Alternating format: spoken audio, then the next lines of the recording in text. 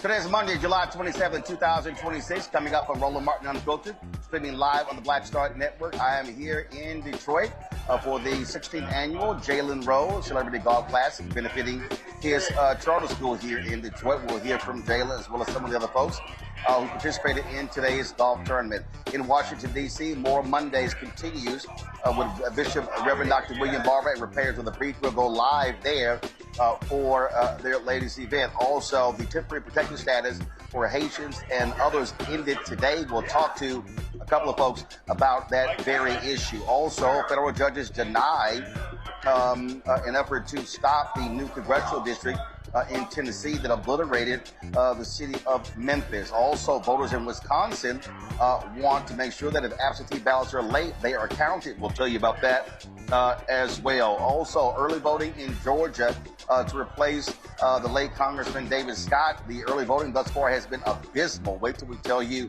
how low the numbers are. And also, colleges in D.C. and New York are stepping up to help these students at Howard University who were disenrolled. Lots to talk about. It's time to bring the funk on Roland Martin Unfiltered on the Black Star Network. Let's go.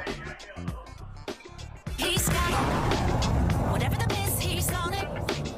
Whatever it is, he's got the scoop, the fact, the fine. And when it breaks, he's right on time and it's rolling. Best believe he's knowing. Putting it down from sports to news to politics. With entertainment just for kicks, he's rolling. It's on go, roll, y'all.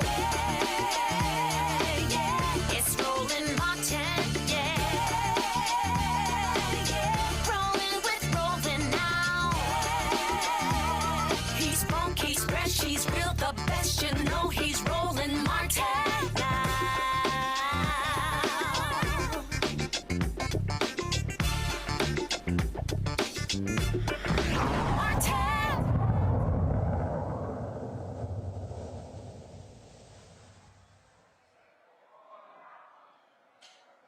Folks, this is a live look of Moral Mondays taking place in the nation's capital. Bishop William Barber and Repairs of the Breach. They hold this every single Monday, bringing attention to critical issues. Let's go to them live. We know is right. The book of Proverbs, which is full of wisdom that is shared by both the Jewish and Christian traditions, tells us that whenever we have the opportunity to do good, we must not fail to act. You can find that in Proverbs 3 and 7. Whenever you have the opportunity to do good, you must not fail to ask. And so right now in these times all around us, we see the suffering and harm being caused by legislation that privileges the powerful and the rich while continuing to marginalize the poor and oppressed.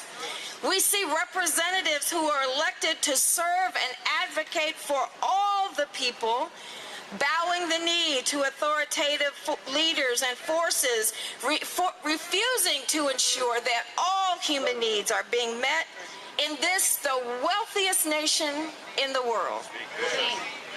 Every faith tradition calls for love of neighbor, for a society where all have enough. In the Christian New Testament, Jesus tells the story of the Good Samaritan.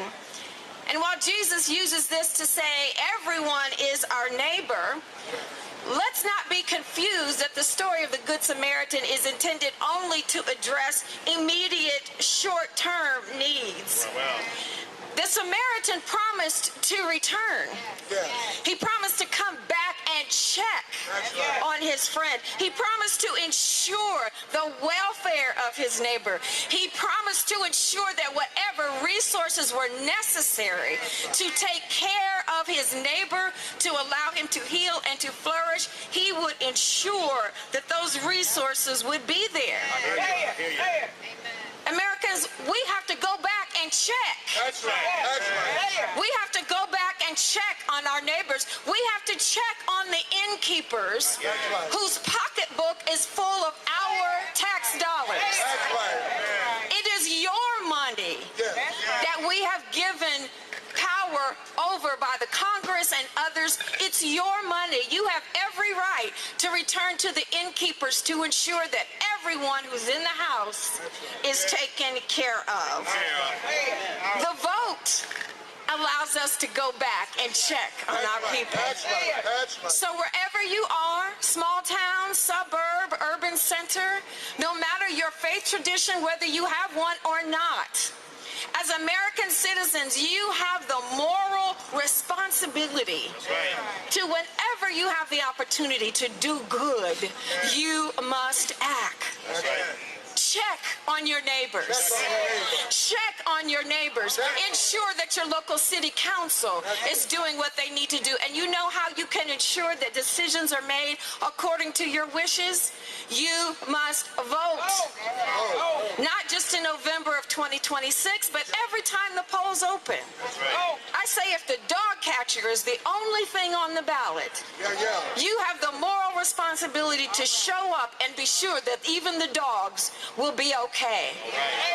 Are you going to go home and check on your neighbor? Are you going to go home and ensure that the resources that your neighbor needs to have in order to flourish and thrive are accurately and adequately being spent? The innkeeper doesn't own your purse. The people own the tax dollars. The people must decide how those monies are to be spent. And if the innkeeper is not doing the work to ensure that we are all okay, the innkeeper loses his franchise. The innkeeper loses his ability to function. We start spreading the word, don't work with that innkeeper, they're not hospitable. That innkeeper is not doing his job. Another reason why we really need to be out here and ensuring that we're showing up to vote from the first day of early voting all the way through Election Day is that we have the moral responsibility to ensure that those who come behind us find a society that's healthier and more just than we did. I was a little girl born in the 60s, 5 years old when the Voting Rights Act was passed. It burdens my heart to think that my 3-year-old grandson will once again have to fight the same fight that my grandparents fought. That's why I got to check. I got to check on all the people at home. I got to check on the people in Nevada and Iowa and California, Indiana, Illinois, Kentucky, North Carolina, wherever you are, check on your people. Check on your people. Check on your people. Go to the vote. Go to the polls and check. Mark your ballot, take people with you. Say, we got to turn up because we have to go back and check on our people. We have to make sure that everyone is okay. There is no greater commandment than to love God and to love our neighbor according to the Christian tradition. And that's why we must go and check. Let's say it together. We must check on our people. Amen. God bless. Amen. Amen.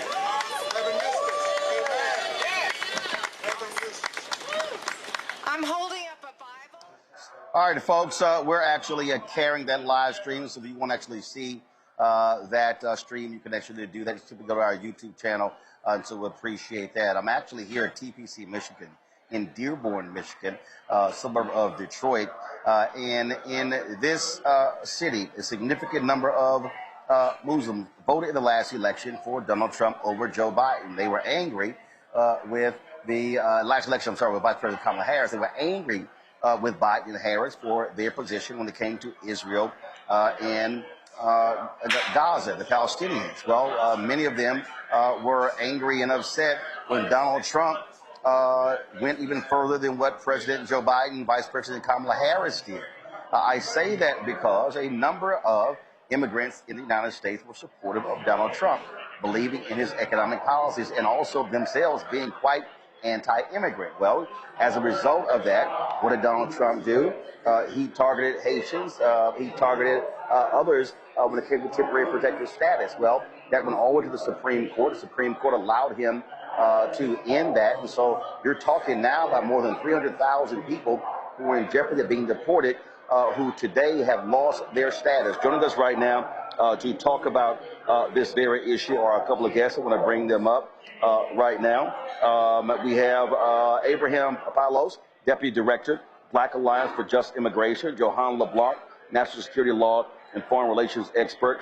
Glad to have both of you as well. Abraham, I'm going to start with you. I mean, this is a day that folks dreaded. Congresswoman Ayanna Pressley, last week was walking across Capitol Hill trying to get the Senate to support her bill to reestablish that temporary protected status. And what this is a direct assault on immigrants. That's what Donald Trump and Stephen Miller have been focused on. And if you are a Haitian immigrant in this country, right now, you're likely scared to death because ICE could grab you at any moment and deport you back to Haiti. Yeah, absolutely. And we do have reports of ICE trying to ramp up sort of enforcement operations out in Florida and Texas and parts of New York. I also just want to back up a little bit to let people know exactly what happened. Temporary protected status is a designation that's given by the U.S. government to immigrants who cannot go back to their country due to ongoing conflict, environmental disasters, or political instability. Haitians were awarded that in 2010 when 200,000 to 300,000 people had died because of the earthquake and 1.5 million people have been displaced. And since then, it has been redesignated for various reasons, Hurricane Matthew, political instability. And so the Supreme Court in a 6-3 ruling basically said, one, that DHS, Department of Homeland Security, can terminate it, right? And then also putting Haitians at risk with no protection from deportation and expiring their work permit authorization. All of this under the guise of anti-Black racism. So that is what happened. And you are correct that the Haitian community is very concerned, as they should be. Johanna, and here's the issue. The other problem is here. When it comes to Trump, they don't care when the hell they send people. You're the possibility they might dump Haitian immigrants in some other country that they never heard of. I think you made a very good point, Roland, because when you go on DHS's website, it says that Haitian nationals do not have to go to Haiti, but they can't stay here. So what does that mean? I think that there needs to be some clarification on what that language means. If they don't go home, where are you suggesting that they go to? That's one. But secondly, I think it's important for the audience to understand that the Supreme Court ruling does not just impact Haitian nationals. Yes, there are more than 300,000 250,000 Haitian nationals who are TPS recipients. But in total, you're talking about more than 1 million individuals from various countries. Venezuela, for example, has more than 630,000 recipients, TPS recipients in this country. You have Cameroonians, you have Somalis, you have Lebanese, you have so many different groups. So that Supreme Court ruling, as we know, does not just impact Haitian nationals, but it impacts every single TPS recipient in this country, including their families. So you're talking about a mass deportation effort of not just the TPS recipients, but their children, their loved ones, who may be American citizens, who may have to ultimately leave the country with their loved ones. Abraham, I've seen stories already where employers are already complaining, saying they may be losing workers, how this decision is going to have an adverse impact on the economy already when inflation is sky high.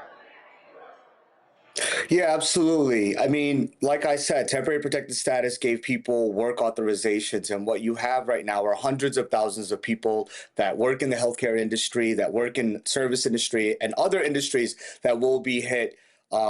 It's going to demolish a lot of economies, particularly those in the Boston region, Springfield, Ohio, also in New York. And so what we're telling the community to do right now, which isn't really a whole lot, is to check in with lawyers and see if there's a way to adjust status. We're asking community activists and organizers for mutual aid. And on a legislative front, we're also asking folks to really try to find a permanent solution to this issue. And again, I can't stress the fact that this reeks of anti-Black racism. And as my colleague just said, that this affects other immigrants also. But we really do find that this is a specific anti-Black targeting of Haitians by saying that they eat cats and dogs at one point, even in the first Trump administration, by going through their criminal history of TPS holders. We've seen this in Del Rio. So I want to sort of stress that this also builds off the white supremacist and white nationalism ideology that is prevalent in this regime right now. Well, listen, they made it clear this is what they were going to do. And Johanna, frankly, a lot of people said, well, I'm not quite sure. And I guarantee you, and I've seen some of these stories, you got lots of buyer's remorse from a number of Latinos, Venezuelans, Cubans, who Donald Trump, Stephen Miller, they've been targeting. Yeah, I agree. And there are some Haitians who voted for this president, right? And they indeed have buyer's remorse. But the reality is that elections do matter, and this is an example of it. So I think that the community, the country as a whole, needs to assess, what kind of policies do they have? Do they want their head of state, their president, to put in place, and not just immigrants, but also non-immigrants, right? What kind of policies do you want in place, right? Are the policies that you're pushing for, are they the ones that are conducive domestically? Are the ones that are they conducive internationally? So I think this is a very important questions to ask as we're coming up to the midterm. But again, I think it's very important to understand what is happening, and there is relief that could be given. Obviously, Congress has a role to play in this. There is legislation that was introduced from the House, ultimately passed, that was led by Representative Ayanna Pressley, the discharge petition. And when it got to the Senate, there was a request for unanimous consent. One of the senators said no.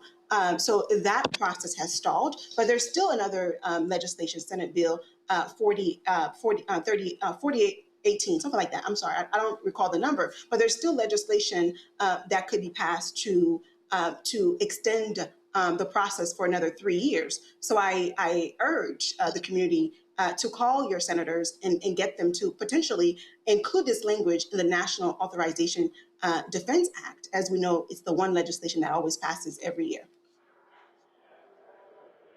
Well, Abraham, also, I would say for the folks who live in these cities and towns like Springfield, Ohio, who may see their economy all of a sudden be destroyed, they may also want to pay attention to these midterm elections. You've got a U.S. Senate race there in Ohio, pitting former Senator Sherrod Brown against an incumbent Republican senator. So folk might want to be waking up, because the bottom line is the policies of Donald Trump and MAGA are killing cities, killing towns, killing the economy. And this decision regarding revoking temporary protected status could have serious ramifications, especially in the healthcare area when it comes to Haitian nurses.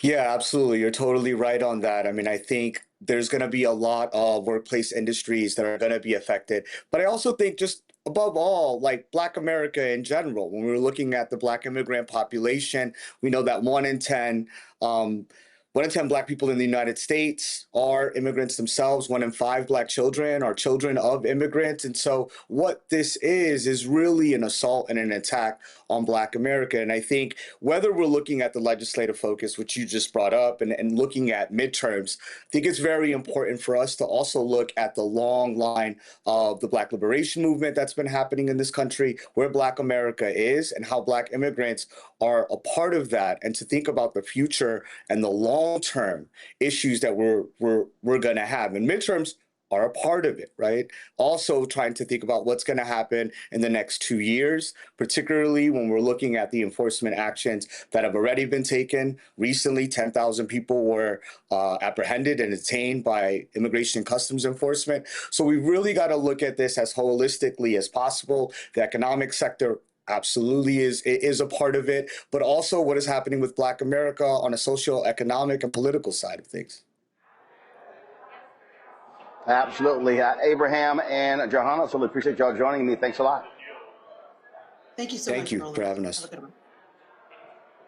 want to bring my panel right now to Dr. Ome Congo, the being a senior professor lecturer, School of International Service, American University. Also, pull his book up, please. That's what lies about Black people. Thelma Anderson, creator of the Public Opinion Court, author of Shut Up and Prosecute. Also, Jolanda Jones, state representative out of Houston, also an attorney. You heard me say we got midterms. Listen, I'm here in Michigan. They've got their primaries happening very shortly, in a couple of weeks. And this is the thing that people need to understand, Jolanda, that elections have consequences. Public policy is dictated by lawmakers. When people sit elections out, they allow other people to make decisions. And so I'm sure there are a lot of people who are upset with this decision regarding TPS. Well, 90 million people chose not to vote in the last election, and the result is this crazy, deranged, twice impeached, criminally convicted commander-in-chief being in power. So I agree with you. It's funny. I had The Road to Blue Goes Through Black listening session. And to your point, Roland, one of the speakers at the event said, if you stay on your couch in November, the Republicans going to take your couch in January. I mean, it was a mic drop moment. That's absolutely true. All the people that wanted to, again, pitting immigrants against people of color or Black people. And then you find out there are Black immigrants like the Haitians. So I think it's a problem that we've got to figure out.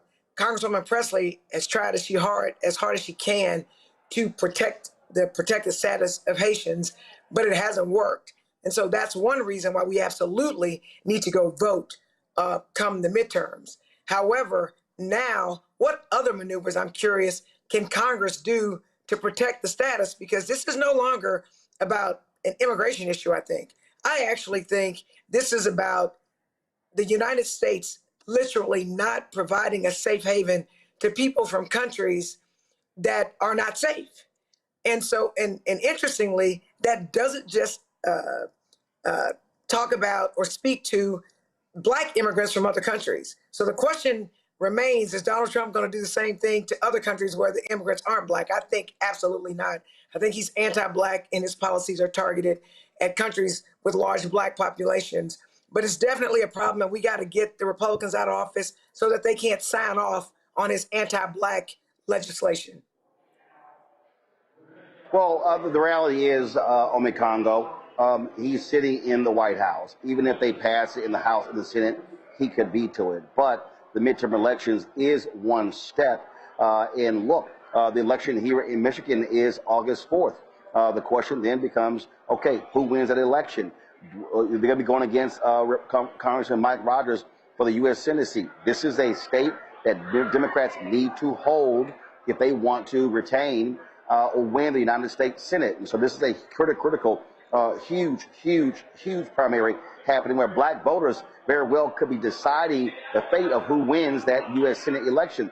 And so I think people have to understand there are pieces. There's no one election, no one person that's somehow going to be the be-all to end-all. But I do believe that what happens in November puts us on the path to correcting a lot of the craziness that we've seen over the last 2 years. Oh, absolutely. And after the midterms, there's going to be more legislation and more opportunities to stop aspects of Trump's agenda that are going to affect black people. And whether we're talking about, Tallarico, whether we're talking about Jackson in Maine, whether we're talking about Michigan, we need Democrats in those seats, period, bottom line. It all comes down to the vote. It ain't about the character, and it never should have been when it comes down to it. But I also want to say, as it relates to how we started this out, talking about, the Haitian protected status, all black people are at risk, Roland, and you said this multiple times. As it relates to ICE and these guys, all 4 of us are Haitian. They don't give a damn. When you see them crack down on brown folks, they didn't care if they were Honduran or Mexican and so on and so forth. One of the guys who got killed in Texas, I believe they were looking for somebody who was a completely different nationality. So if you think as a black person, you can't get picked up by ICE. I mean, they started picking up people before the World Cup ended as it relates to Haitian folks. So, and again, you can be like, I'm a citizen and so on and so forth, but how long are you going to be locked up for? How long are you going to be disappeared for? You're going to lose your job, lose access to your kids, lose opportunity to make income while you're figuring this all out. You have to really personalize this. It's wrong legally, it's wrong morally, it's wrong on so many levels, but you got to personalize this and just be mindful of the fact that this gives them more permission to come for you as a black person. And there's going to be legislation and opportunities that are going to come up to block this, block other funding and the like, and black people should be front in line as it relates to who's going to be sitting in those seats to make sure that gets blocked, because we've already talked about this, but they are officially coming for all of us right now. Absolutely, and we've been making that perfectly clear. Let me go to a break. We come back more on Roland Martin Unfiltered here in Dearborn, Michigan, just outside Detroit, where I was just finished playing in the 16th annual Jalen Rose Celebrity Golf Classic, benefiting the Jalen Rose Leadership Academy. We'll hear from him as well. Also, Moral Mondays is happening in Washington, D.C. We'll go live to Moral Mondays, return to them, waiting for Bishop William Barber to speak, and lots more to cover right here, Roland Martin Unfiltered on the Black Star Network. All right, folks, let me get personal for a second. My mom had questions about her Medicare, so she called Chapter, a Medicare advisory company, and she texted me right after saying it's a great benefit. It was easy. A real person walked her through the whole thing, and now she understands better what's going on. But it's not just her. A woman in Yonkers wrote in saying the process was so simple, the enrollment was easy, and she was so glad she called. Then there's Marilyn, 90 years old, in Florida, living on Social Security. Her premium climbed every single year north of $400 a month for coverage she could barely afford anymore. So what does she do? She called Chapter. They found her the same top-tier coverage for hundreds of dollars less. 90 years old, and finally somebody in her corner. I hear stories like that again and again from our community. The Medicare system was not built to work for you. Too much fine print, too many plans. Yet Chapter's advisors are independent and honest, the only Medicare advisors that compare every plan nationwide. They're focused on one thing, what actually works for you. If you're already in the right plan, they'll tell you. No games. People who switched with Chapter saved an average of $1,100 a year. All it takes is 20 minutes. You talk to a real person, and it's completely free help. So call Chapter at 724-264-8281, 724-264-8281. That's Chapter. With medicine and science under attack, I want to keep you and your family informed and healthy. I'm Dr. Ebony Hilton, and I knew at the age of 8 that I wanted to be a doctor. So I studied hard and became the first African-American female anesthesiologist hired at the Medical University of South Carolina since its opening in 1824. And I always say I was made into a doctor, but I was born to be a mom. And as a new mom, wife, sister, daughter, and friend, I understand how frightening a medical crisis can be. I care for individuals on some of the worst days of their lives, and it's my mission to provide you with a safe space to gain clarity on issues affecting your mind, body, and soul. I recognize that there are health disparities, particularly as it pertains to race, and I want to help bridge the gap between you and your healthcare providers. Join me every Thursday for Second Opinion on the Black Star Network, where each week I'll invite experts from various medical fields to share the latest health news. We'll discuss topics such as the vaccine debate, mental and sexual health, medical bias, infertility, menopause, andropause, nutrition, and aging. Together with my medical colleagues, we aim to provide you with a second opinion. Don't miss it, Thursdays only on the Black Star Network.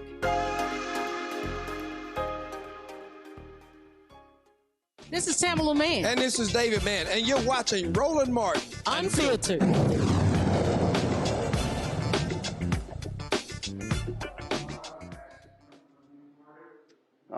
All right, folks, this is here in Dearborn, Michigan at the TPC Michigan course in Dearborn. Jalen Rose is speaking right now, about to hand the awards out. We'll be chatting with him when he's done. Well, let's go live right now to Moral Mondays with Bishop William Barber and Repairs of the Breach. Our children, and it's gone on far too long. It's gone on far too long. Yes, it's gone on far too long. One more time. Somebody's hurting our children, and it's gone on far too long. And we won't be silent anymore. Come on, tell them, and we won't. And we won't be silent anymore. Come on, and we won't. And we won't be silent anymore. Thank you, everybody. We'll see you online. Bishop Barber, Dr. Broom, you take it from here.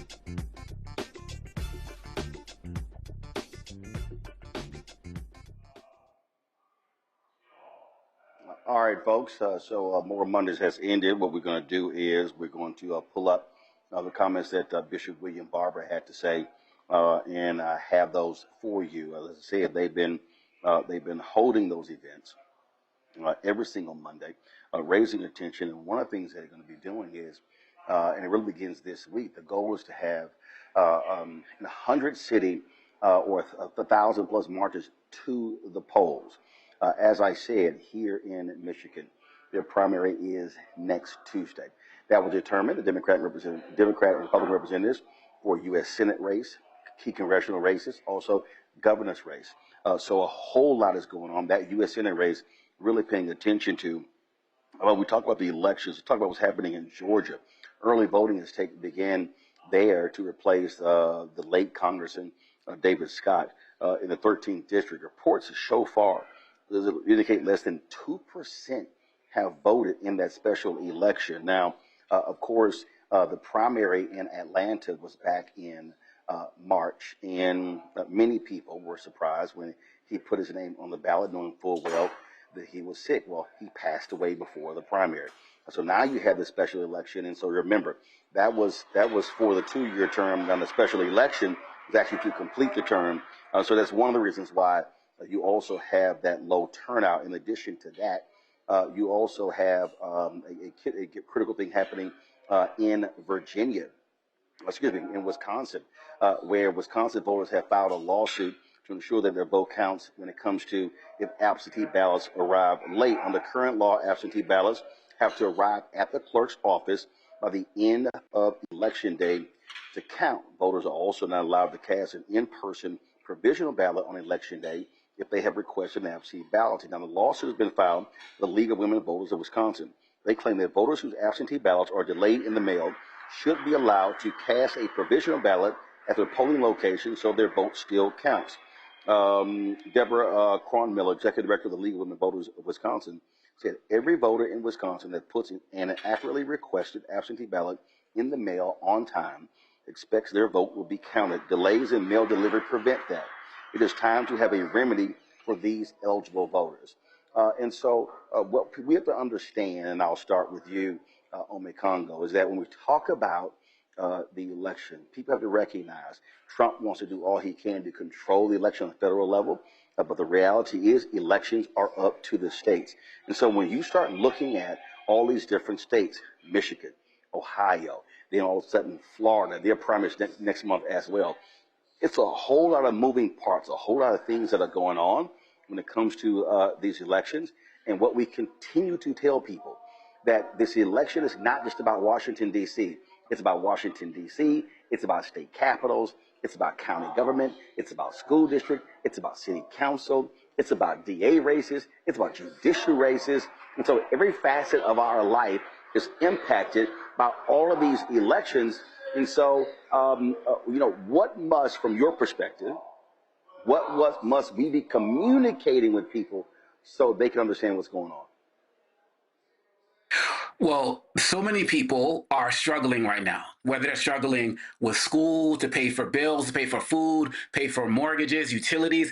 And what we need to do in our communities is we need to let them know that every single aspect of their struggles is connected to some form of policy. One of the greatest examples right now that everybody's talking about, data centers, right? People say, well, data centers don't matter to me. Well, when you see your electricity bill going up and there's a data center 15 miles away, we have to connect those dots. So many people just think about the presidency being about what's going on overseas. Well, hey, even if it's what's going on overseas, you ever look by that big neon advertisement on every other corner in your block? They're called gas prices. They're going up because of policy. And we have leaders who are giving this man a blank check and are riding with him in every way, shape, or form. So we have to make this as local as possible, from the school curriculum to all of those particular issues, because too many of us are just not concerned about the bigger picture.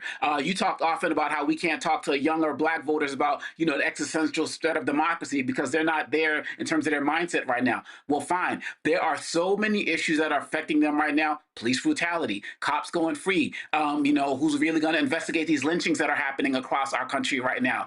Those are the real issues that should get people to understand that there are people in every aspect of government that affect those policies, whether it's the president, senator, state senator, local body, city council. Once we get people to understand that, give them names to target, we can start making some progress with people who've been hard to move. Thelma, it is absolutely insane to me. When I might be on Threads, Instagram, Twitter, I may be, and people are talking about all sorts of things.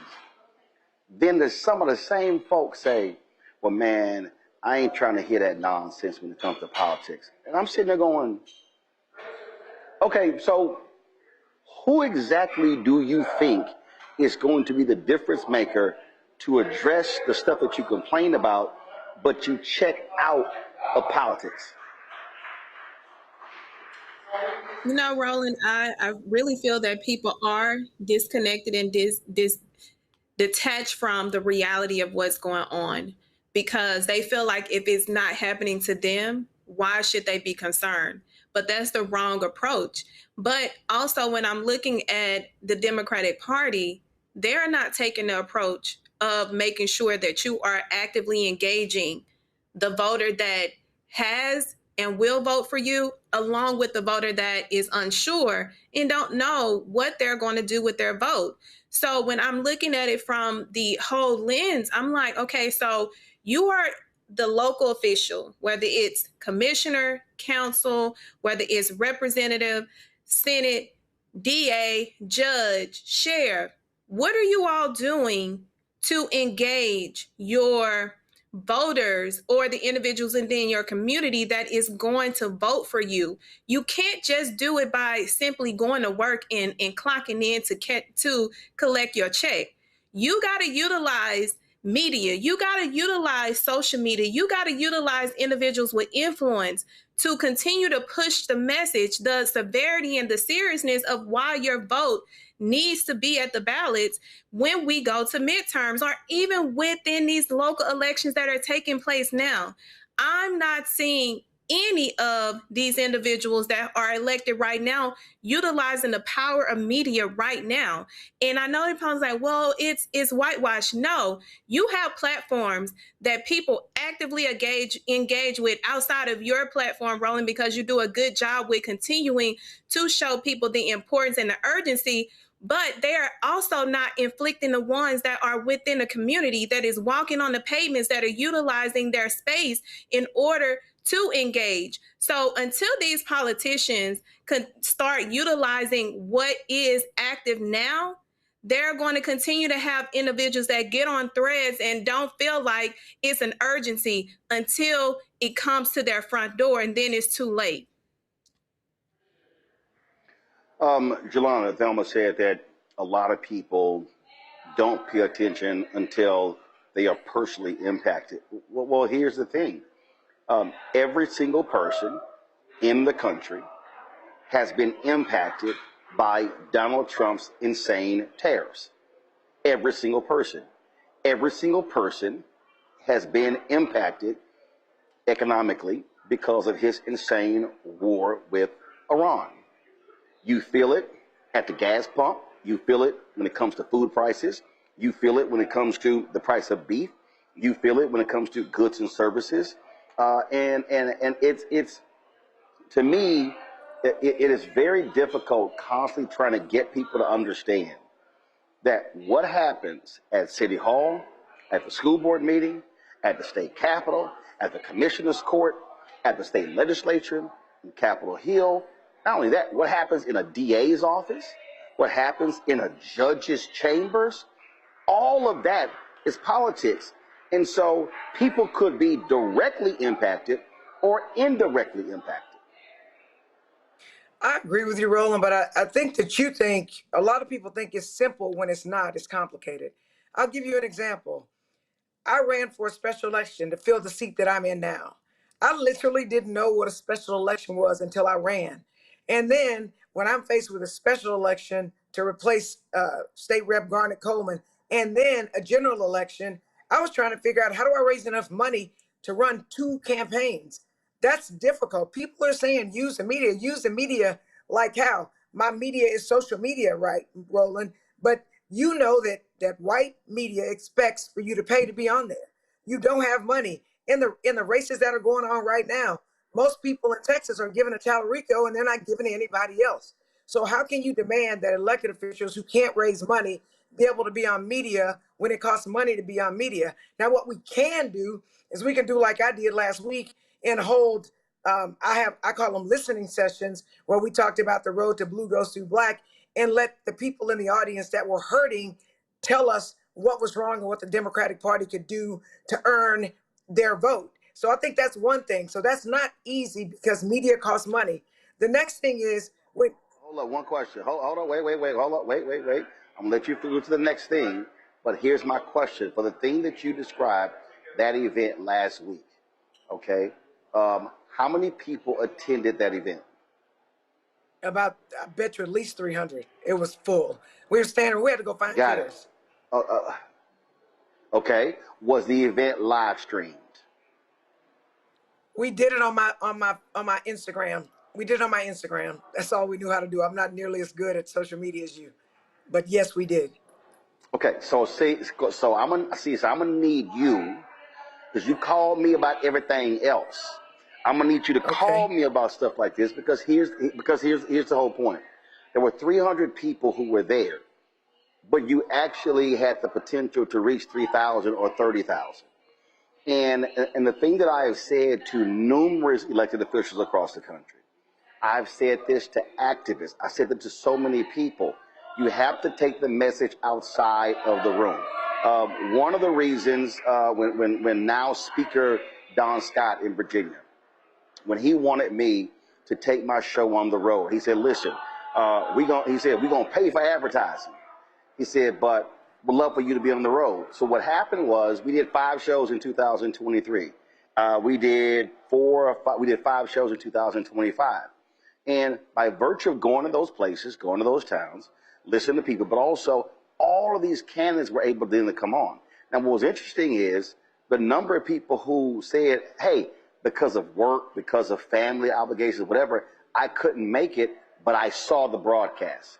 And so, so I think what we have to do is utilize. And so even if the event is not live streamed, if there's just a camera there that's recording it, that recording can be uploaded and streamed as well. And so my whole point there is, and I've just been pushing as many people as possible to do this, because we have to be pushing out and spreading as much message as possible, because we know the local station is not going to show up. We know mainstream media is not going to show up. And so we have to be doing it ourselves. So let me say this, media. So first of all, I invited white media there. I wanted them to hear, since they want to try to blame me for like having this anti-Senate candidate. Oh, they did, actually. And it's interesting because they were attacking black people who were literally asking Tallarico like what he was going to do to address their issues, or just wanted to ask questions. They were blaming black people like they went off on Candace Weber.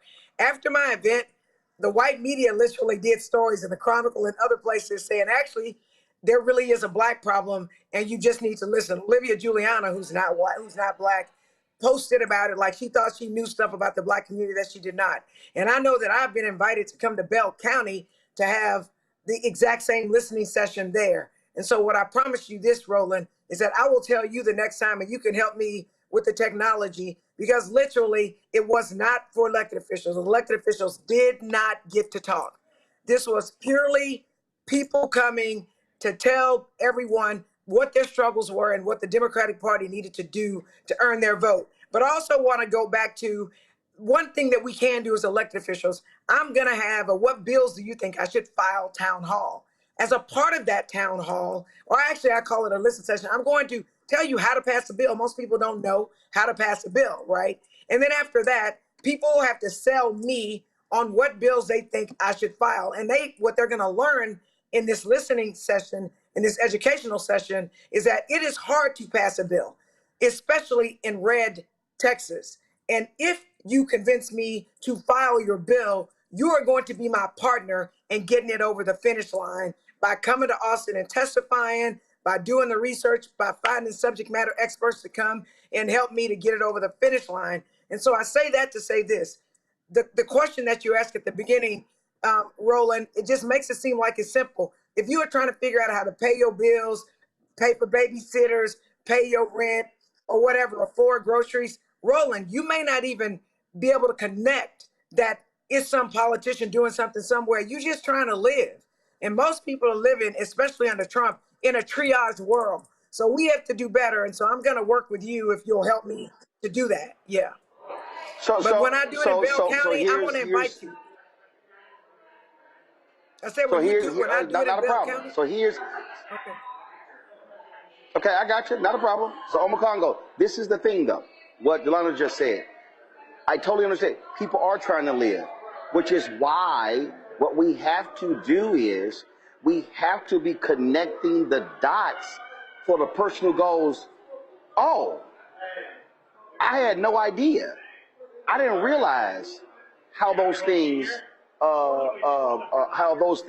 came together, how those things work. And so again, this is where we have to be, because again, we have to make politics accessible and digestible, so people understand that, yeah, whoever's elected, because somebody is going to win, the impact that could very well have on your life, on your benefits, on your economics, on your education, on your health care, frankly, on your health, on your environment, on your community. Yeah, absolutely. And so often people feel like they don't think about politics because they think that anything that's happening is their fault. Like it's their fault they're not making money. It's their fault they can't get a job. It's their fault that they don't have the education. And of course, we can talk. Everybody wants to sell things relating to personal responsibility, and people have to, do what they can do. But it's not your fault in your community that your food prices have soared at the highest rate that they have in like almost 10 or 15 years. It's not your fault that your schools are underfunded and your children are sharing books in a school. Like there are people, it's not your fault that the police don't have the necessary training to be able to engage with you, but they do have the necessary training when they go back to the suburbs. Like those types of things, you start to feel like everything is on your shoulders. And when we connect those dots and understand that, Representative Jones is having this session where she wants to hear your problems that she can take to her other, politicians who are going to draft legislation. They can connect that dot.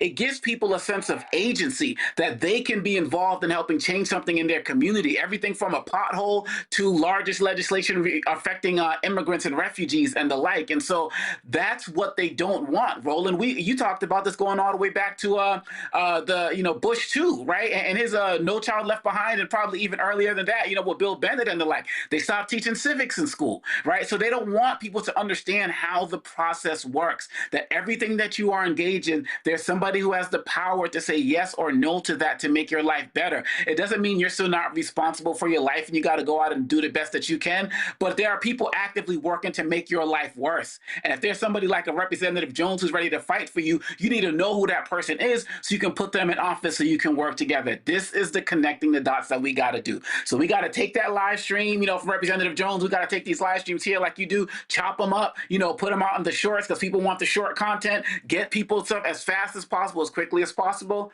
and we can make progress in this. Indeed. All right, y'all, I'm going to go to a break. We come back.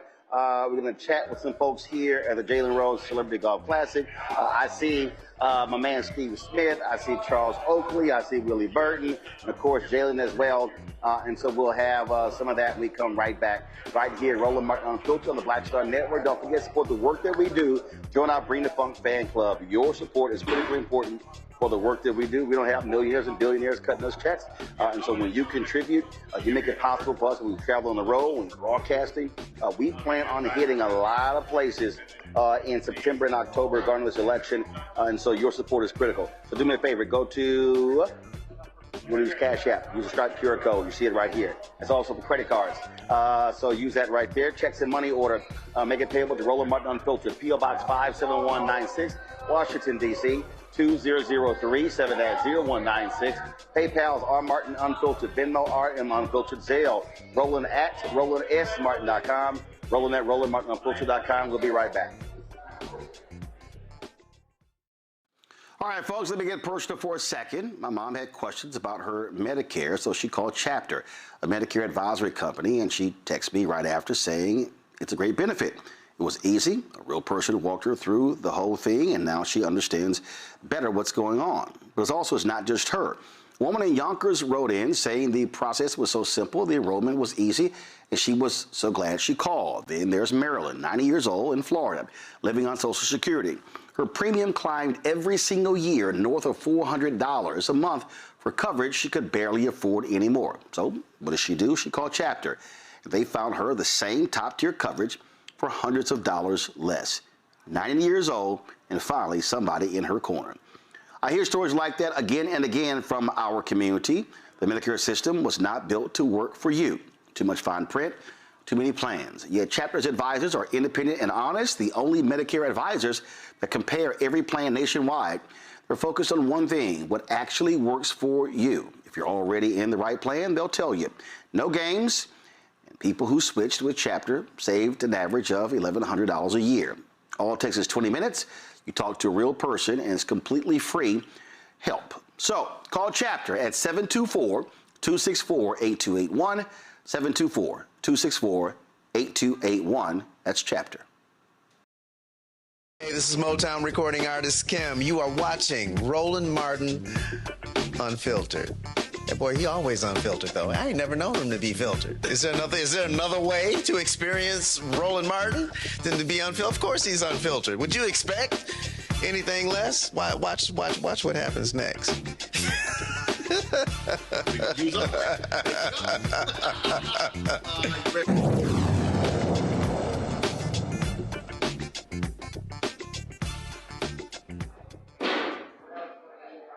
So, folks, here I'm at TPC, Michigan, Dearborn, Michigan. Today, Jalen Rose had his 16th annual Celebrity Golf Classic benefiting his charter school, Jalen Rose Leadership Academy, and do phenomenal things here with the young folks here in Detroit. And so this raises money for that. There were so many different folks, NFL players, NBA players, University of Michigan, Fab Five folks were here as well. And so it's always a good time to come out here and to, of course, support Jalen and work that he's doing. And so in a second, I'm going to grab my man Steve Smith. I'm going to grab Charles Oakley and some others. Hopefully, they're probably still at the bar hanging out. And so we're going to chat with them. And, of course, we'll chat with Jalen as well to talk about this because it's really important. Listen, a lot of people, they, give money to schools or they go speak at the schools, but it's a whole lot different when you actually open your own school. Opening your own school, trying to educate the next generation.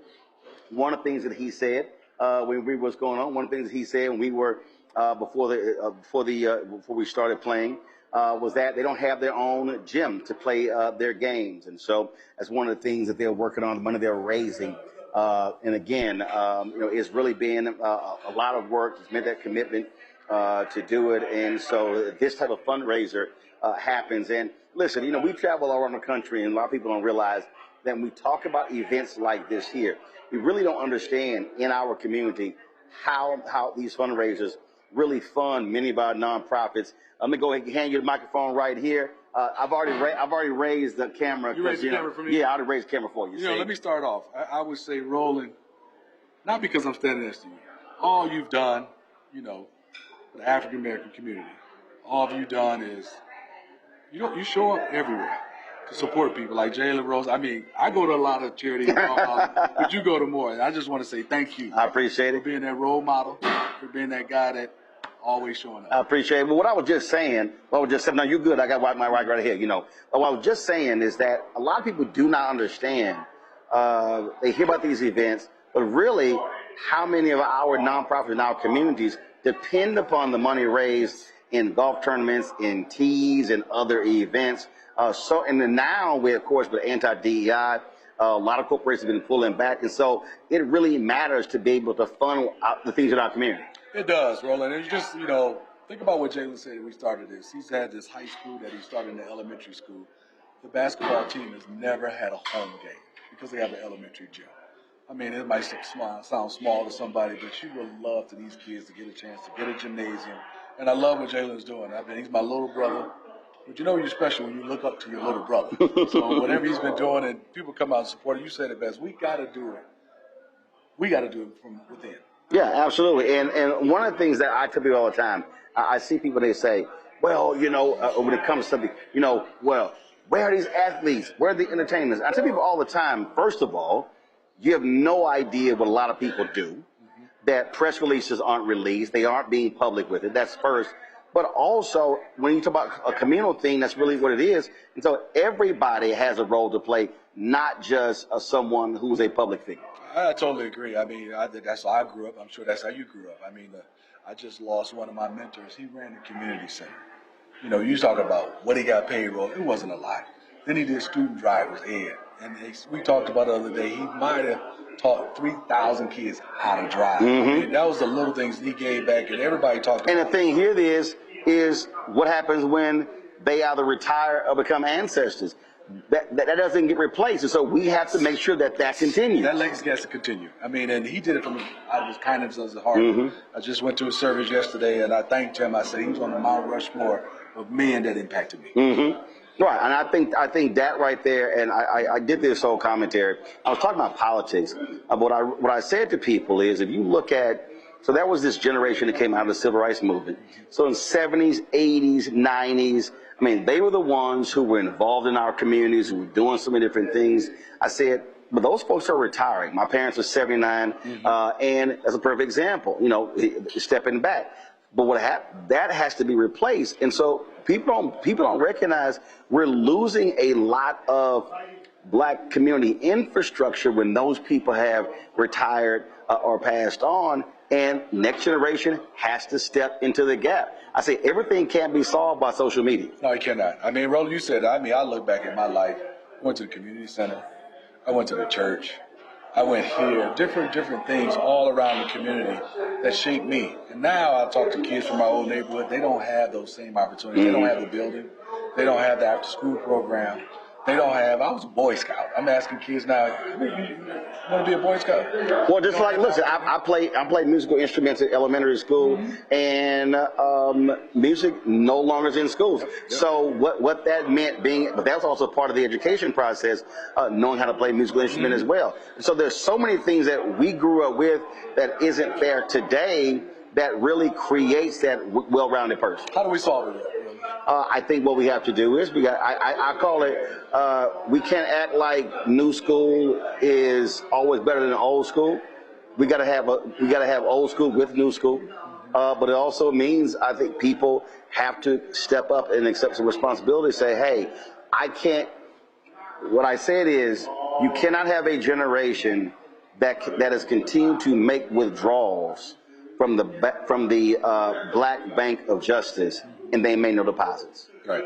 So we have to be making deposits. There you go. That's what we got to do. Good to see you, baby. Always. I appreciate it. Keep hitting them straight. You know how we do it. I'll play you today. I'll play you. Your group, I'll play.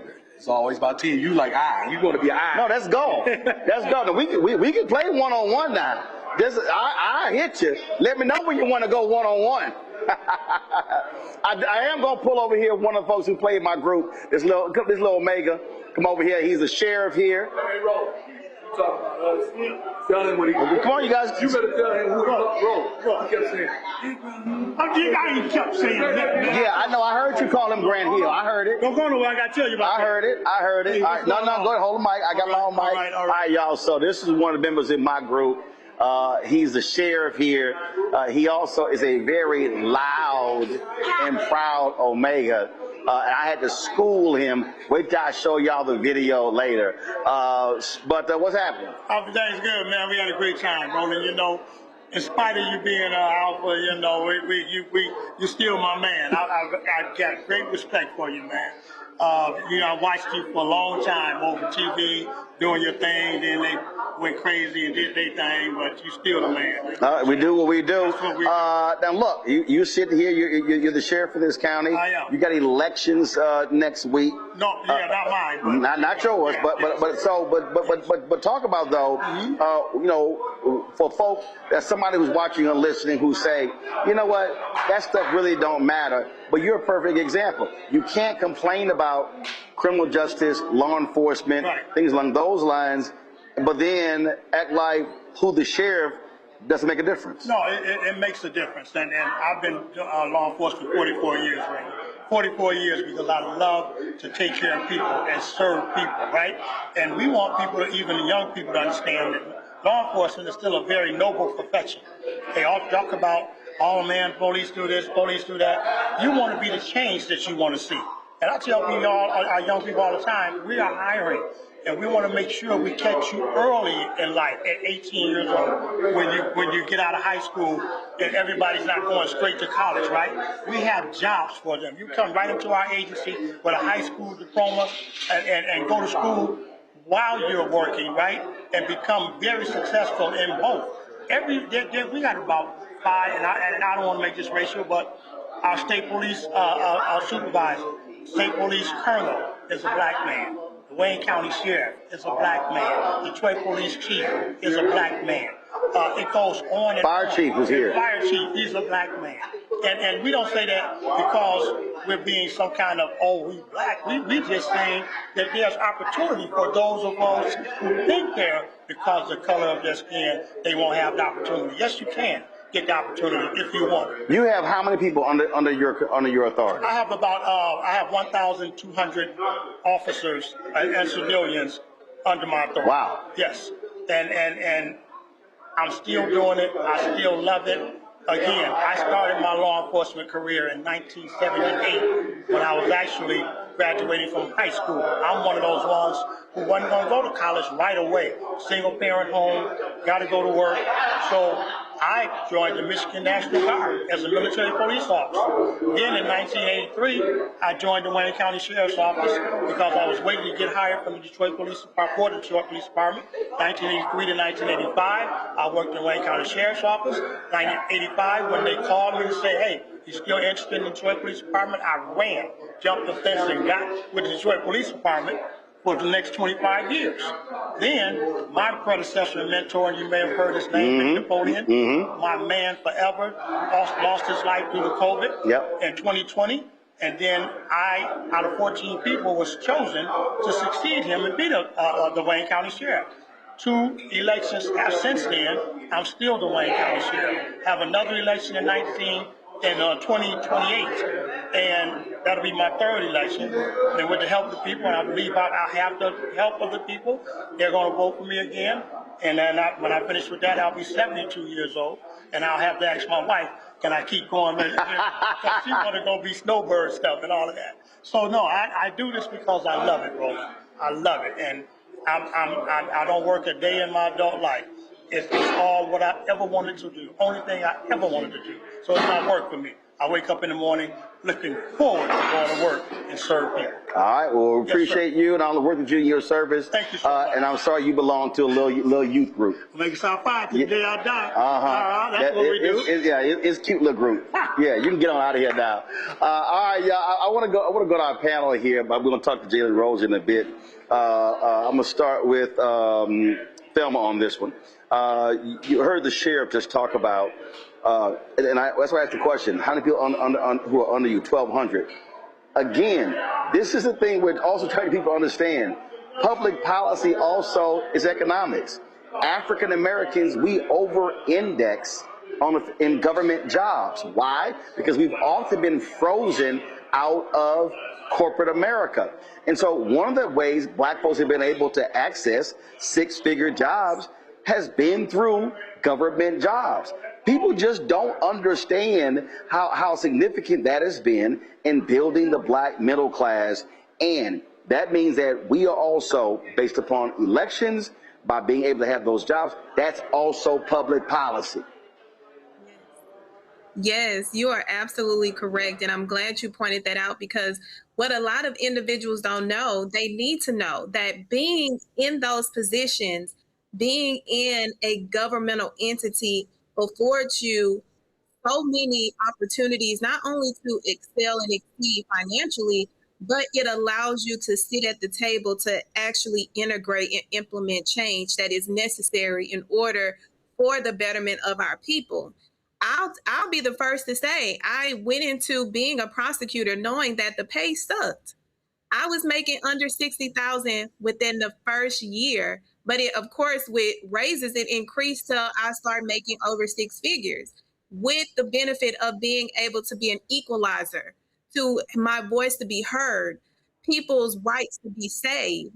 So it's a benefit to hold these positions. It's a benefit to go and be in the room of government jobs, because not only do you get to be there, you get to educate the people that are outside of those spaces. You get to have a voice, you get to integrate, and people will utilize your integrity, your character, and trust you that you're going to provide them with the right information. So taking those jobs are necessary because it is for the betterment of our people, and also the financial incentives.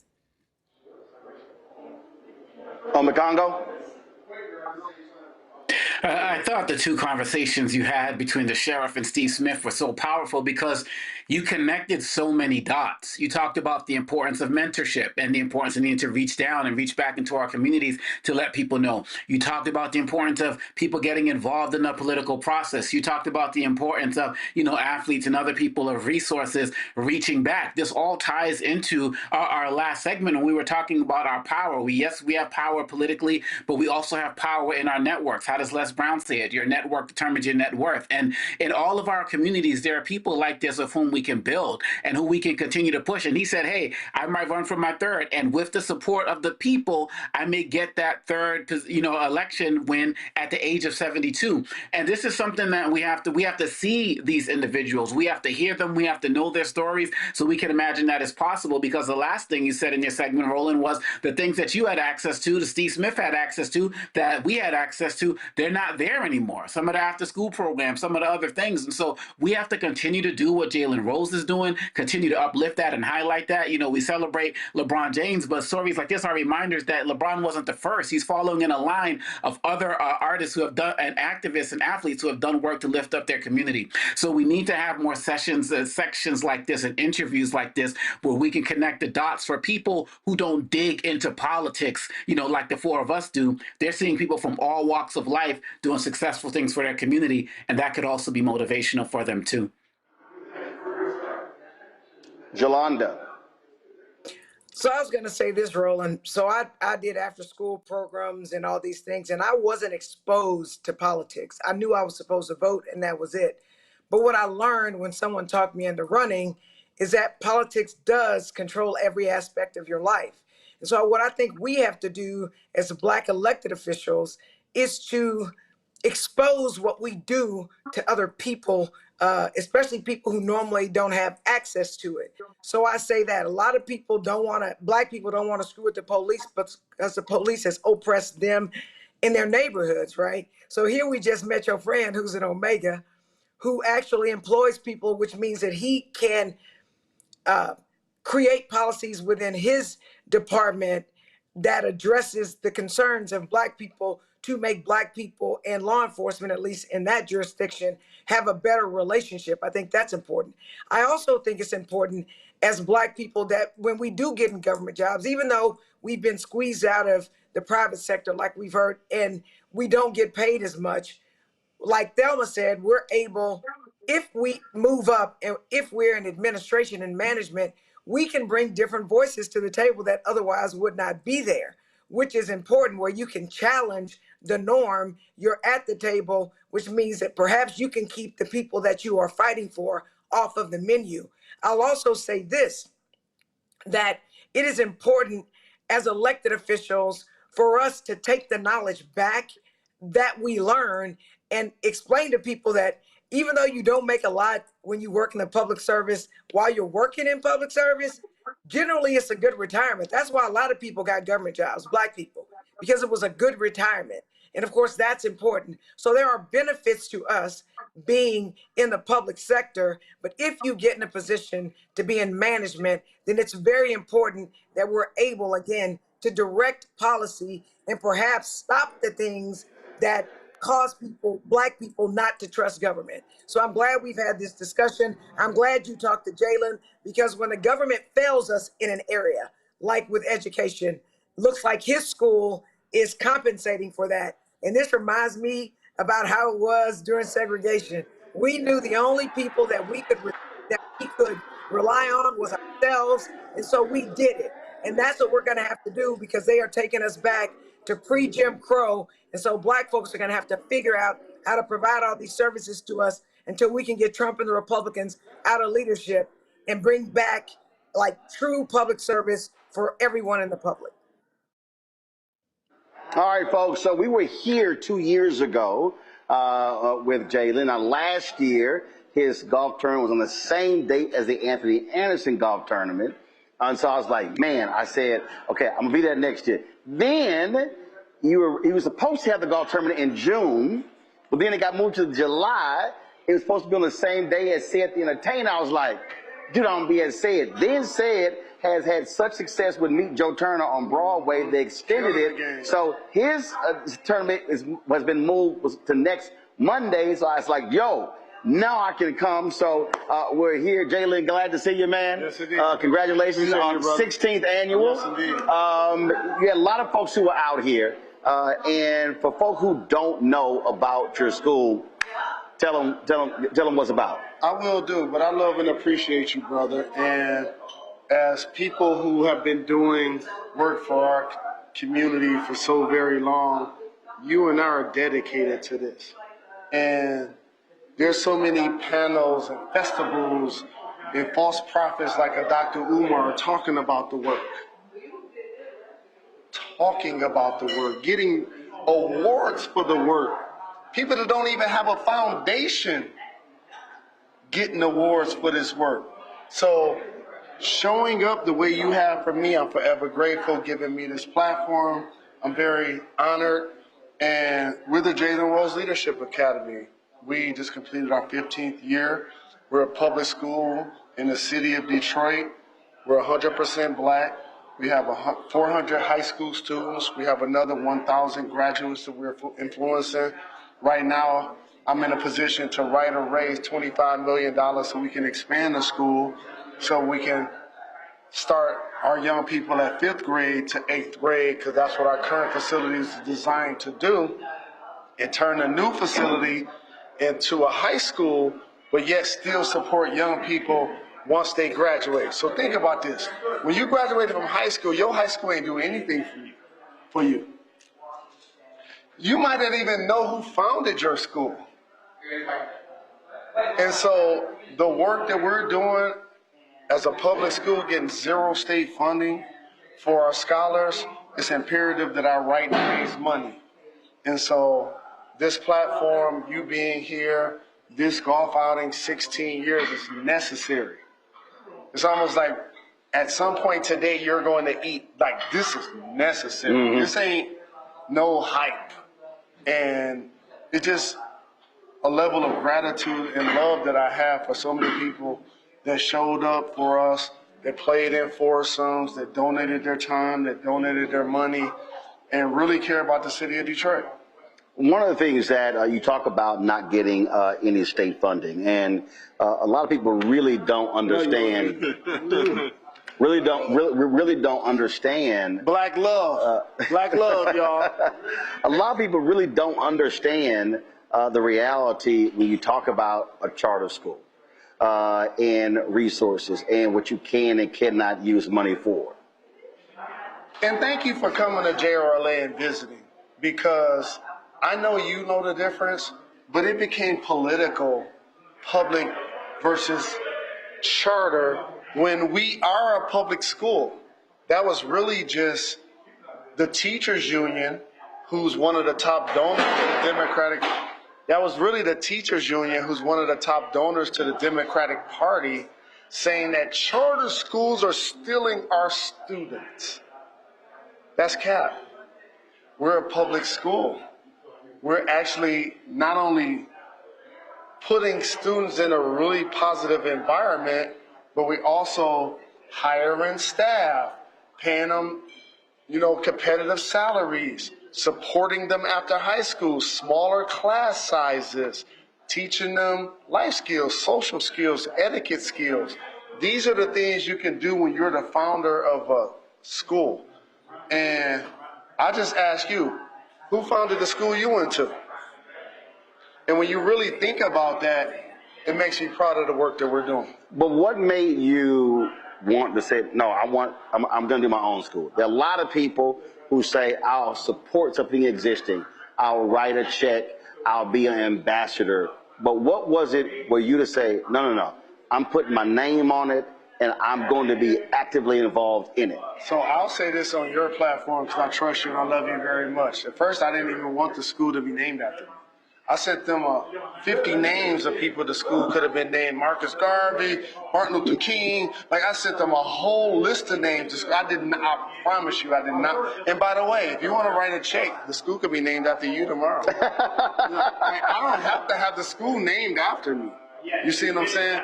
But what made me want to do it, like, for real, and this is where I'm like, I'm going to trust your platform to say this. I wanted to support our community in a way where I felt like people sometimes that don't look like me couldn't block me.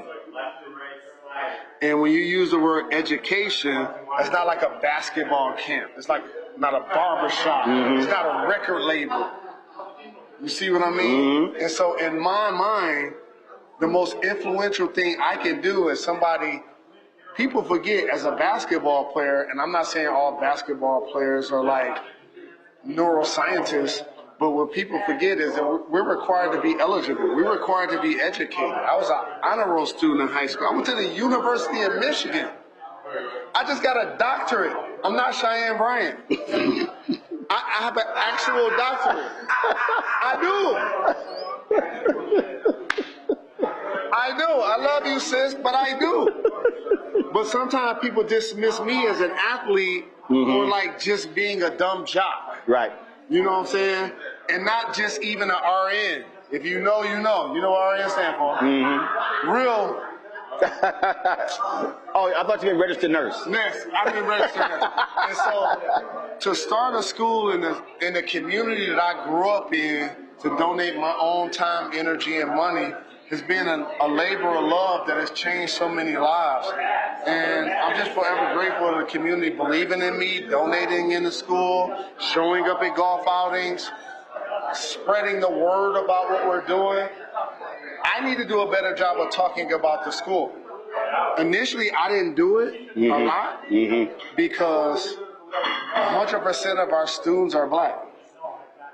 Over 95% of the business and donors are white. Yeah, we don't donate. We don't donate. And when you say, and again, what I tell people, when you say don't donate, we're talking $1. We're talking 5, like 10, not doing me a favor to show up and pull up. Like, don't even consider it. Like, it's not even a fundraiser. You see what I mean? And so what I learned to do, and I got it from Isaiah Thomas, Detroit Pistons bad boy legend, is he drills into my head, and I can show you my phone, to focus on the people that do show up, not the people that don't. Yeah, I say that all the time. If I speak somewhere and people say, man, this room should be packed, I was like, hey, I said, I wasn't talking to empty chairs. I was talking to the people who were sitting in the chairs. Yes, sir. Yes, sir. And I'm forever grateful to, again, your platform, anybody that's ever acknowledged JRLA, and I'll do a better job of spreading the word about the school. But, like, we're committed to this work, and the dedication and the love has proven itself. If somebody out there wants to donate, where do they go? JRLADetroit.com. And the thing is, we're looking for a Spanish teacher. I'm an actual founder.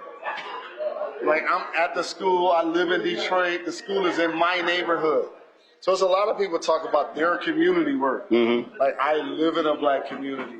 I live in Detroit. I founded a school in the neighborhood that I grew up in. So if you want to support, first off, I'm going to give you the address. You can pull up and see me, actually. 15,000 Trojan, Detroit, Michigan, 48235. And as a matter of fact, each Wednesday we've adopted Feeding Families with Forgotten Harvest. What that means is, a couple of days ago, it's 150 cars wrapped around the block of a public school, not Cass, because every time y'all come to Detroit, y'all want to go there because y'all feel like that's easy. Not Renaissance. They're testing schools.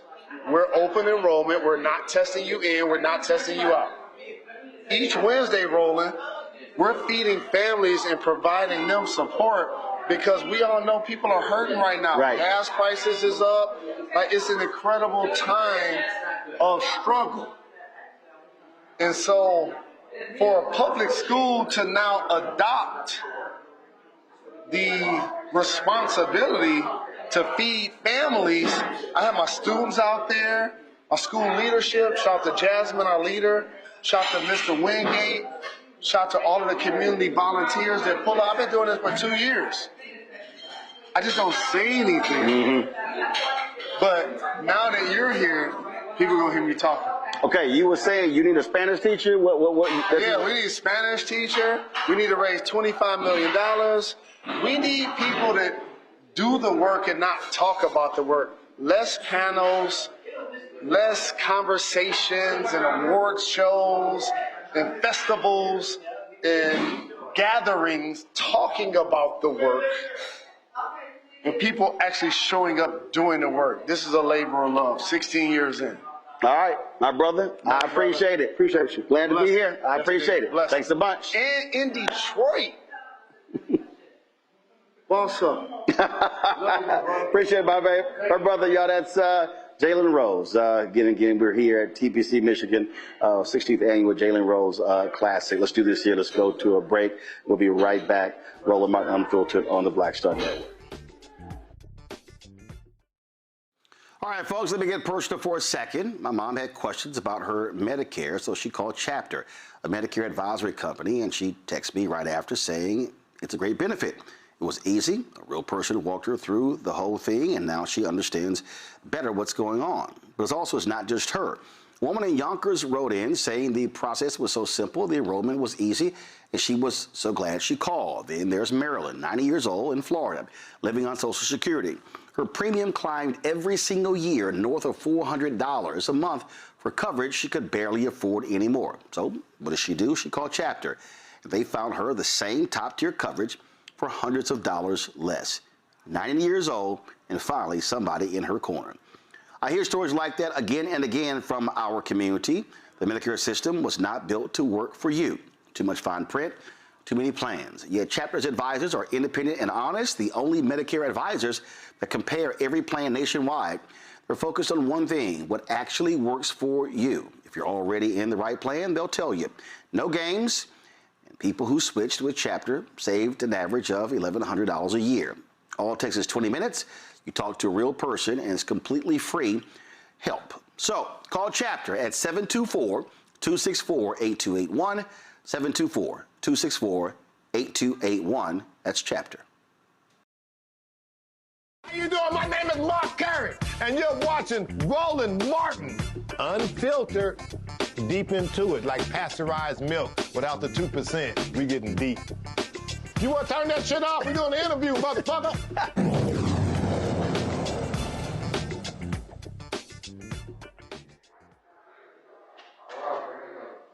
All right, folks, welcome back to Roland Martin Unfiltered on the Black Star Network here in Dearborn, Michigan, a suburb of Detroit, for Jalen Rose Leadership Academy. Let me go to Ome Congo and Jolanda. Thelma had to leave. I appreciate her joining us in today's show. Jolanda, you heard what Jalen had to say. Listen, you were a international athlete in college, traveled the country. Just your thoughts on, this brother, former NBA star, doing what he's doing when it comes to education here in Detroit. So let me say this. Let me clear that. I traveled around the world. I won 4 United States championships. I represented the United States. And he is right when he said that they think we're done. International athlete? But you said national. You said travel the country nationally. But anyway. No. I said you were an international athlete. I know you've been around the world. Okay, well, thank you. I just wanted to clear that up. But he is so right. Come on, Wall Trip. Come on. He is. I'm not going there. I'm not biting. He is so right when he says that they just think we're dumb jocks. We're not dumb jocks. There are very many of us who got our grades first. And so I first want to commend him on the fact that he decided to do where he wasn't doing and educate kids, because a lot of athletes do only focus on their athletics and they don't transition well when they're no longer athletes. That's the first thing I'm going to say. The second thing I'm going to say is, él necesita un maestro de español. Now, y por afro-latinos, ellos me entienden, pero aprendí español en las escuelas y puedo comunicar en español. So, I'm not going to translate for you that don't speak more than one language, but I will say this: that when you gotta translate that, we don't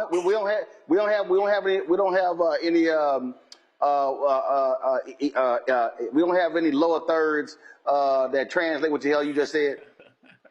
So for the most part, what I said is he needs a Spanish teacher, that Black Latinos can understand what I'm saying, and that I actually studied Spanish in school. So what I was about to say is, puede ganar más dinero cuando habla más de una lengua o idioma.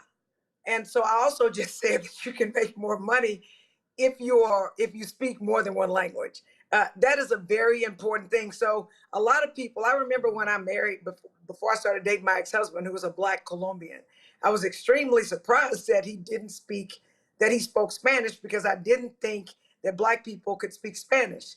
But what I've learned is you do make the most money, and that we need to go outside of the box. So I'm excited to see that at his school that he actually teaches more than English, because when you travel the world, what you're going to find out is everybody speaks more than one language except for people in the United States. I mean, I have a friend from the Central African Republic who speaks 7 languages. So I think that that's important. But I'll also say this, that as an athlete, it's very, very important that we use our podium, even when we are at the top of our games, to shout out things that are important: education, politics, and even us that are in the entertainment industry, because the world is bigger than sports, the world is bigger than entertainment, which is why I respect you so much, Roland, because you don't do all that stuff. You literally talk about issues that affect Black folks all day, every day, and how we can learn how to overcome it and participate in the process to overcome the obstacles. So I appreciate that, but I want to give a shout out to Jalen for what he's doing, because I think that not enough athletes use their podium and their money to help uplift Black society. Congo. Yeah, I think it's great. I mean, he talked about, the fact that, we need to have, our basketball camps. We need those. We need our community centers. We need those as well. But we also need schools. We need these institutions. And the most important thing I love about him coming on here and talking about his school every year is he talks about the importance of being present. Some people are more likely or more comfortable just giving the money and say, hey, go do your thing. But he understands the importance of being present and being in his community. And we talked about that just in the last segment when I mentioned police who don't live in our communities. And so we have to continue to build partnerships like this. We have to continue to build programs like this. And once again, this is another example of connecting everything we talked about today about the importance of voting, because people who are going to be coming for him, who are in legislation, they can create laws that affect his ability to be able to continue his school or not continue his school. So this is another example of how in our communities, those people who are lining up, to get resources and food and the like, connect those dots to understand why institutions like this are important. All right, folks, let's go to Florida, where an absolutely unbelievable story dealing with hazing in a U.S. Secret Service agent. A U.S. Secret Service agent is on administrative leave after he and 2 other people were accused in a violent Kappa Alpha Psi fraternity hazing incident that left 2 people hospitalized. Investigators say on April 1st, 29-year-old agent Marquez Christopher Pender and civilians 26-year-old Jared Lamar James and 29-year-old Elijah Delano Dias were allegedly involved in a hazing that involved prolonged and repeated beatings with canes and paddles. According to prosecutors, the victims, who were pledging Kappa Alpha Psi fraternity, were beaten after they failed to answer questions about the organization correctly. One of the victims reportedly suffered from kidney failure and even needed surgery. Pender was arrested in Miami-Dade County on July 26th, James on July 24th. No word if Dias has been taken into custody. The trio faces various counts of attempted manslaughter with a deadly weapon, aggravated battery with a deadly weapon, causing great bodily harm, and a hazing with a deadly weapon. One of the victims is a University of Miami graduate student. This, for me, Jolanda, is just one of the stupidest, dumbest things. I always talk about this here. And people get in their feelings and they sit here, you paper, you didn't go through a real process. You got to be dumb as hell to be a part of a fraternity or sorority, and you are beating people with canes. You're putting somebody in hospital. There is no aspect of that that's called brotherhood. And for anybody out there who's like, oh, see, you sitting there going in because it's the Kappa. No. Let me be real clear. I've called out Kappas on this show for hazing. I've called out Omegas on this show for hazing. I've called out Alphas on this show for hazing. I ain't never been silent when it comes to hazing. But this is just the dumb shit that continues. And what these fools don't understand, Jolanda, is that they are literally, and you've seen it in Alpha Kappa Alpha, I've seen it in Delta Sigma Theta, I've seen it in every D9 organization. What these fools don't understand is they keep hazing, our insurance costs keep going up, there's going to reach a point where, guess what? We won't be able to be covered via insurance, and the actual organization these people claim they love will be put in jeopardy and could very well get shut down because these fools don't know how to pledge people without being violent. You know what, Roland? So let me just say that. I pledged undergrad, right? And we had an incident on my line. We were actually taken offline. And I can tell you, because of my experience when I pledged, it took me a while to feel like I was in a sisterhood with anybody, because you shouldn't be violent to people, right? And so you try to explain that to people. I understand going through things, and my line sisters and I, we together to this day. We in each other's weddings, and we celebrate each other's birthdays. We go to Caravan in Toronto to celebrate together. So I understand the bonding, but I'm shocked that it was a grad chapter. Most times the fools that are doing this are the undergrads, because they don't know no better, and they haven't been taught well, and there aren't strict enough consequences for if you do it. So it makes no sense to me. It just put a stain on Kappa Alpha Psi. There are ways to build brotherhood and lifelong friendships and commitment to service without putting your hands on people. And I'll tell you, like I told people when I was online, if you put your hands on me, I'm knocking you out.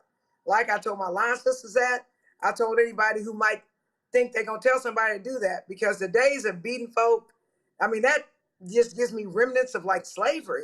I don't understand it, and we need to stick together. But whatever charges are against him, they need to be against the people that did that. He could have very easily killed somebody. He could be facing a murder case. And now he's embarrassing what was you say was the Secret Service. I don't understand, but I'll say this again, Roland. The thing that shocks me is that it's grad chapter, because grad chapter generally knows better.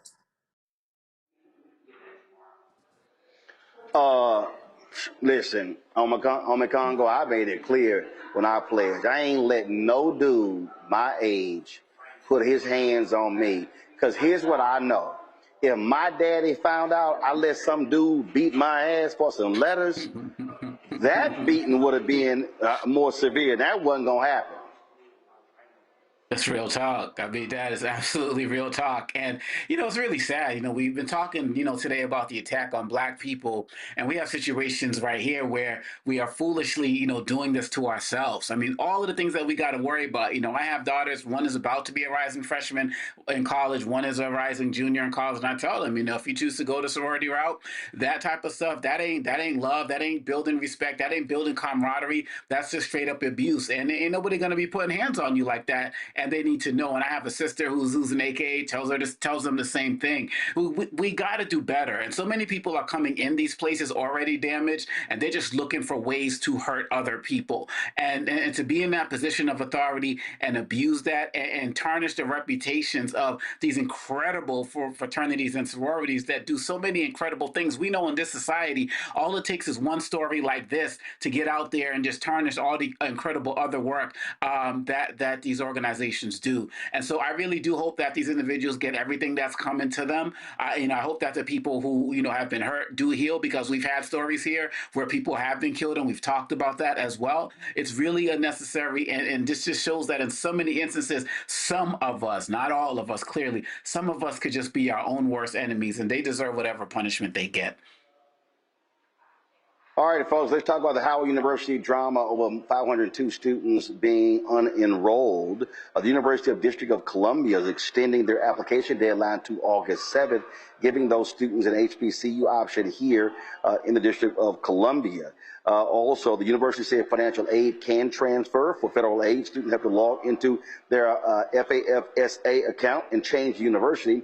For other scholarships, students have to reach out directly to the organization to forward funds. Now, these incoming Howard University freshmen were unenrolled in the last few weeks, as the university said their accounts did not reflect the required enrollment or financial obligations to begin the semester. There are reports out of New York State that Governor Kathy Hochul will guarantee admission at the State University of New York or the City University of New York this fall to any New York students who abruptly unenrolled from Howard. Now, each student will also receive an $800 credit to help offset their non-refundable deposits at Howard. Now, we reached out to Howard University to request that President Wayne Frederick come on the show. I also texted him last week. They told my producer that he was unavailable tonight, but he did find time to go on CNN over the weekend. For any distress that we may have caused, and I recognize that with it being so close to school, that certainly caused some people some significant distress. And so for that, I apologize, and I certainly take full responsibility for that. Having said that, this is part of what universities usually do, and especially a university like Howard that has a high demand. We had not received communication or complete documentation from that group of students. And so we felt it was our responsibility to let those students know that we will be disenrolling them so that we could plan appropriately for the fall. We have to hire adjunct faculty. We have to make sure that dorm rooms are assigned and ready to go. And most importantly, Frederica, just 2 months ago, we were asking our community to donate money to help students graduate. And so starting with a good financial plan is important. Our graduation rate is not 100%, and that gap is primarily due to lack of finances. And we have limited resources that we're trying to stretch as much as possible. Is this unusual, or does this happen almost every year, that you've got a number of students who are relying on whether it be financial aid or scholarship funds that all have to meet the university-imposed deadlines but then somehow don't meet them? Was this an anomaly, or is this something that happens on a regular? It's not unusual, but it's not something that we have been as strict about. So we have really allowed students to show up without paying us to carry balances beyond what is appropriate. And as a result, if you look at our retention rate, it has consistently gone down. So our four-year graduation rate as a result is just about 70%. And so that gap, that 30% of students who don't finish, I would easily say that about 80 to 85% of them, it's primarily because of finances. Even when they have academic issues, it's because they're stressing about finances and trying to work, et cetera. And it starts with how they come in. And if we have them making sure that they have the complete financial package together, et cetera. And we certainly could have done a better job of communicating it.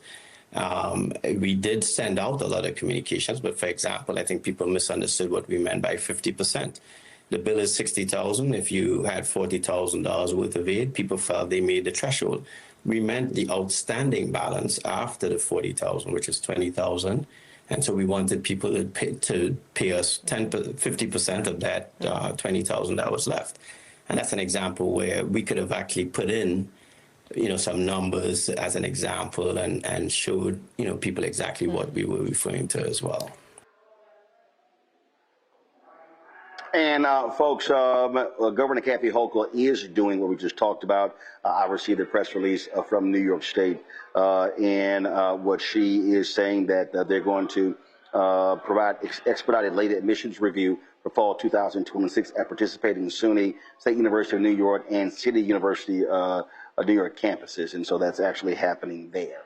So hopefully that gets all straight. All right, folks, last week in Detroit, one of the city's favorite sons, Kim, was honored with a street sign named after him. Today is much bigger than an unveiling of a street sign. Today is about purpose, perseverance. It's about the incredible power of redemption. This street holds special meaning because it reminds us where Kim's journey began. Right here, during one of the darkest chapters of his life, he found hope. He found faith, he found strength to believe that his story was not over. I knew that this was coming, so this is not a surprise to me, but I am surprised about how my emotions are setting in. It's a culmination of being here at this intersection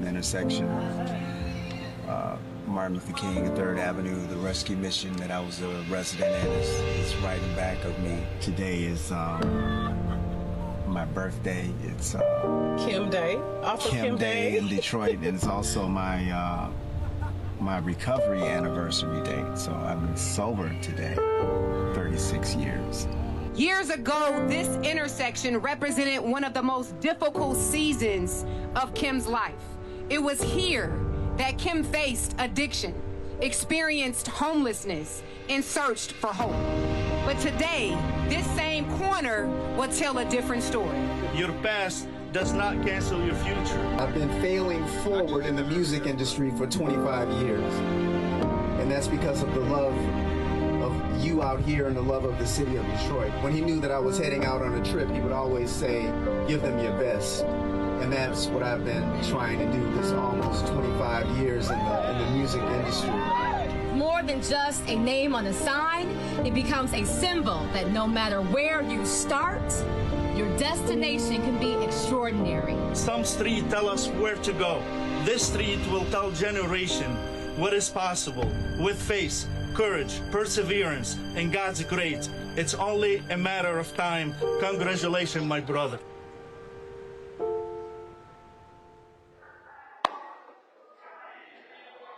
That's pretty cool, Kim. That's pretty cool. Kim really is a great brother, and glad to see him being recognized here in Detroit. Final comments, Omekongo and Jolanda. Omekongo, you first. Well, I think that's awesome. That's such a testimony. I mean, 36 years.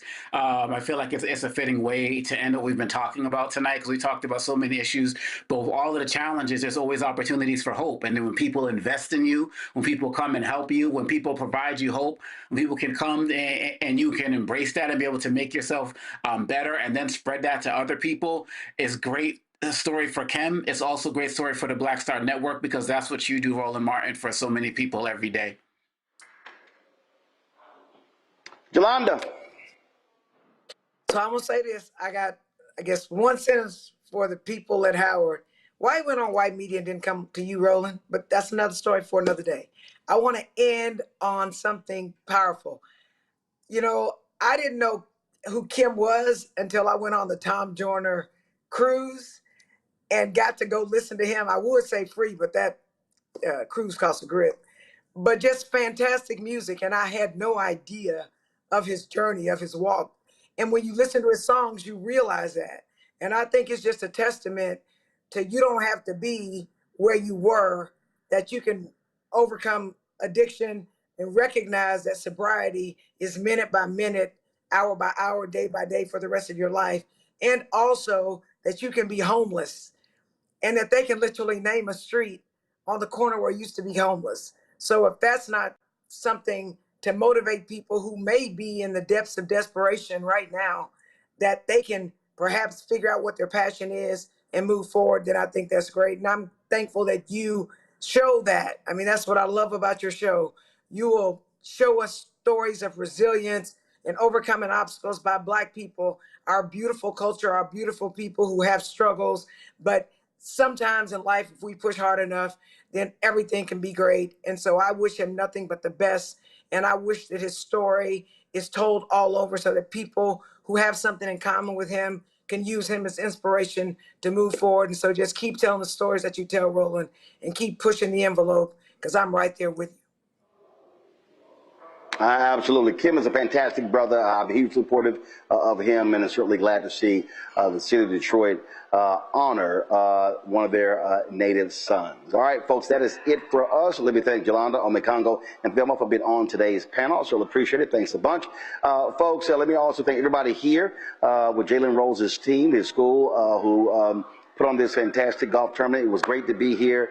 I've got some great videos I'll be sharing on social, but also sharing later on the show as well. Some good stuff we shot there, some kidding around with some folks. We had a good time.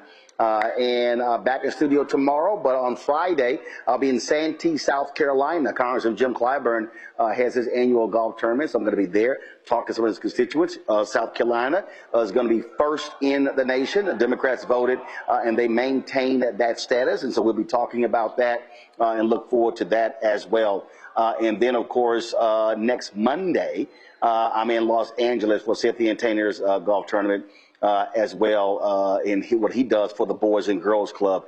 So look forward to chopping it up with my man Sid, coming off a historic and a fantastic run Meet Joe Turner on Broadway. Folks, that is it for us here. Let me thank everybody for joining us. Hey, do me a favor. If you're watching on YouTube, hit the like button, of course. We should easily go 1,000. Please hit the like button and share what you heard on this show.